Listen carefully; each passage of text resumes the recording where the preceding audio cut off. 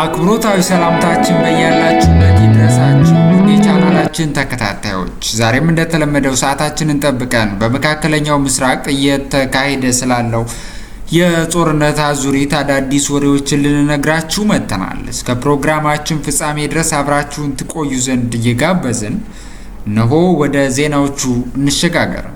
ባለፉት 9 ቀናት በአሜሪካ እስራኤልና ኢራን መካከል የተቀሰቀሰው ግጭት ቀጣናውን ወደ ከፋ የጦርነት ቀውስ ውስጥ ከቶታል። ኢራን በአየር ጥቃት የተገደሉትን የአያቶላ አሊ ካሚኒን መንበር በመተካት ልጃቸውን ሙጅታባ ካሚኒን አዲስ ከፍተኛ መሪ አድርጋ ብትሰይምም ሹመቱ ግን በሀገር ውስጥና በዓለም አቀፍ ደረጃ ከፍተኛ ውግዘት አስነስቷል።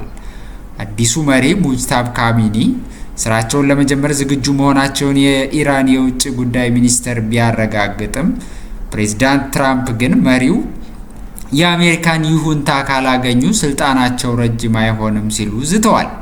ሚኒስቴሩ በበኩሉ ይህንን የአሜሪካን ንግግር የኢራንን ካርታ ለመቀየርና ነዳጇን ለመዝረፍ የታለመ ነው ሲሉ ኮንነውታል። ጦርነቱ በ9ኛው ቀኑ 1255 ንጹሃን ዜጎች ለህልፈት መዳረጉን የኢራን ጤና ጥበቃ ሚኒስቴር አስታውቋል። ከሟቾቹ ውስጥ አብዛኞቹ ሴቶችና ህጻናት ናቸው ሲሉም ገልጸዋል።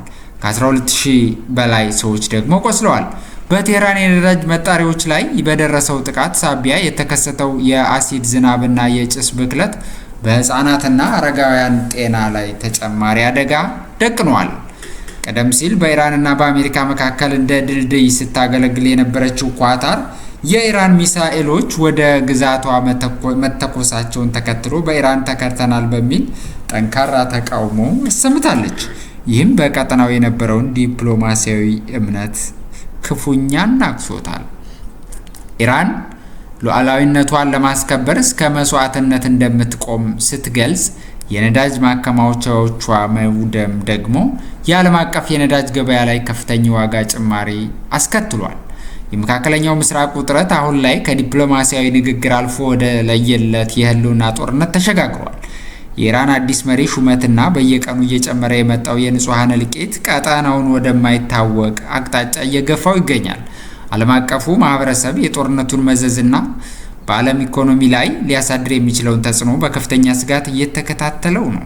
ውድ የቻናላችን ተከታታዮች፣ ለአሁኑ ያሉን የአዳዲስ የባህር ማዶ ወሬዎች የሰማችኋቸውን ይመስሉ ነበር። በድጋሚ በሌላ ዜና እስከምንገናኝ መልካም ቆይታ፣ ቸር ያሰማን።